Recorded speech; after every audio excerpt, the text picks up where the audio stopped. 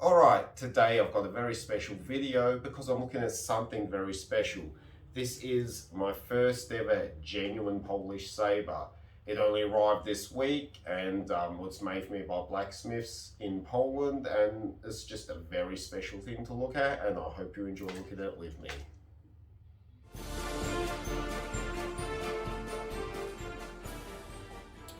In the film with Fire and Sword, the character Bohan is a bad guy. However, I still quite like that character. Perhaps that's because I'm a bad guy too, I don't know. And I especially love his style of Shabla.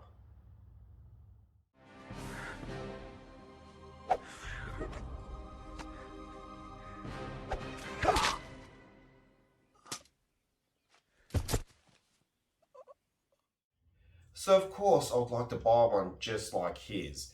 Fortunately, a short time later, I was on Facebook in a Facebook group, and I happened across a post by Maria Figurska, and she was making the exact style I wanted, and they look good quality. So we discussed price, and I placed an order.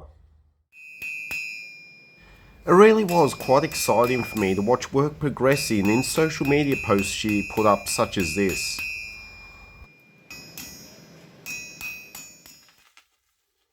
And then, of course, after an agonising wait for it to be shipped by sea, the day finally came that it arrived.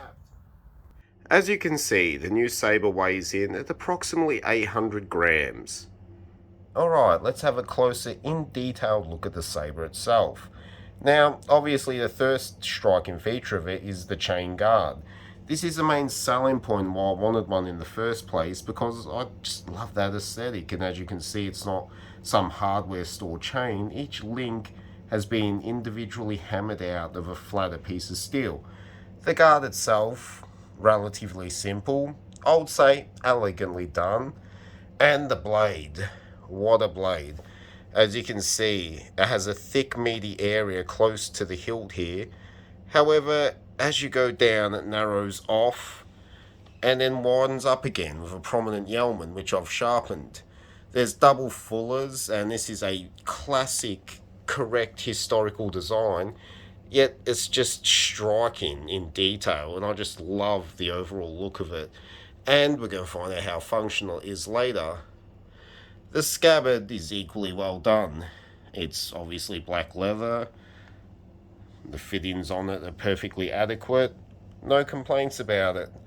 Now, overall, this piece isn't quite as flashy as some other models. However, the simplicity, elegance, it rings true to the historical era, and I just enjoy looking at it. It's just hard to describe how beautiful this is in actual person. I only hope that, this camera phone up at close range can capture some of that detail for you.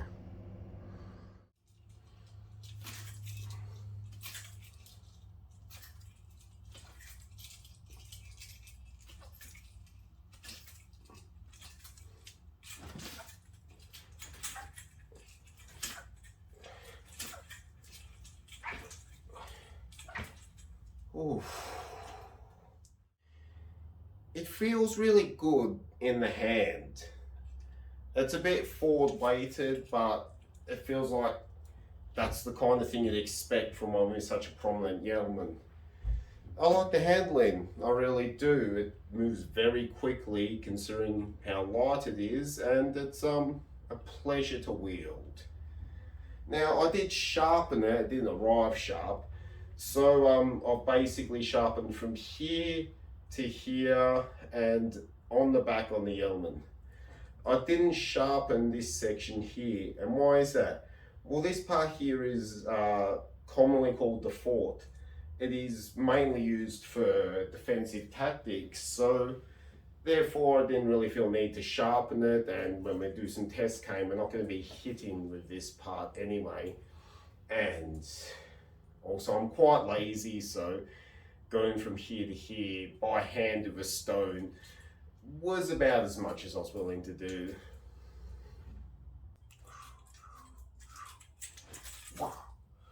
Alright, time for the fun stuff. We're going to go out back and start cutting things. Now, I must put out the caveat that I was the one that sharpened it, and I don't have a hell of a lot of experience at sharpening swords from scratch, and I've done it by hand with a stone. So, this is going to be just as much of a critique of my ability to sharpen as it is of the saber itself.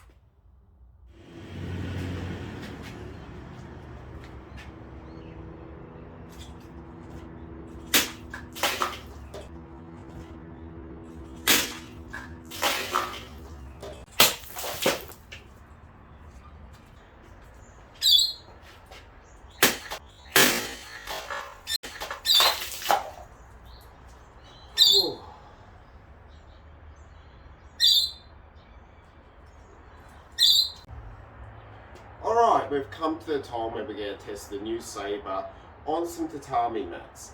Now, as you know, these ones which I use actually come from Japan. They're not the cheap Chinese ones, so they're a touch more challenging than some of the other mats. But I'm confident that it's going to be just fine.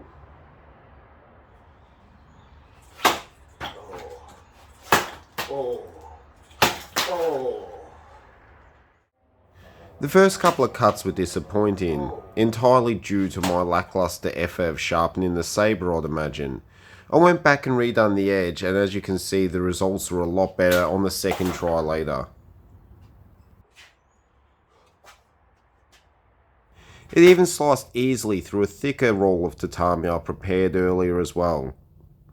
Oh, amazing! Oh. Świetnie. I absolutely adore this blade shape. Not only because it's aesthetically pleasing and traditional, but it's also very functional. The element here is quite prominent, and I have sharpened it. Now, you can cut with it. Why would you do that? Well, these specialised cuts utilising this part of the blade, known as false edge cuts, can be used to get a slide past someone's defences in a bit of a tricky manner. You see, let's just say, for example, I wish to strike at this gentleman's head. Obviously, he's not going to be too happy about me doing that, and he's going to try to stop me. So I come down, cut. No, you don't. He parries me. Now, obviously, as you can see, the distance from my blade to his head is quite significant just from even a very tight parry. Even if he's here, it doesn't necessarily have to be out here, in which case you wouldn't use that kind of false edge cut. But if he just does a little parry, as I come, it just takes that much, and as you can see, the distance is great. However, owing to the curvature of the blade and the false edge, if I do not change where his parry is, do not change necessarily where my wrist is, we've closed that distance using the false edge. You see that? Just by turning the wrist over, we're right at his face. So how this is used is, obviously, I come cut this way. We have to lull him into the false sense of security that a standard parry is going to be enough. And at the last moment, flip the wrist over and you've reached your target. So the way this cut would look was you cut and then go in. Cut and then go in. Cut and then go in. You snap that wrist. It's like throwing a fake. You only change direction to where you're really going right at the last moment. You make them think you're going one way and then you change. Same with this, only we're not changing the way, we're changing the blade over. If we come like this from the start, he's going to know something's up. If you come like this from the start, he might even throw a cut out and intercept your arm. However, if you come for a standardized cut and then flip it over, you could get in, and while it might not be the most powerful slice using the false edge, it's enough to split his face open. Definitely. Possibly cut across the forehead, blood will go in his eyes, he can't fight anymore. And it's not just against the head, you can use this cut coming up underneath, you can use it this way, you can come here, flip over that way, you can use it many different ways. And on this style, it's absolutely perfect for doing those trickier, sneakier false edge cuts.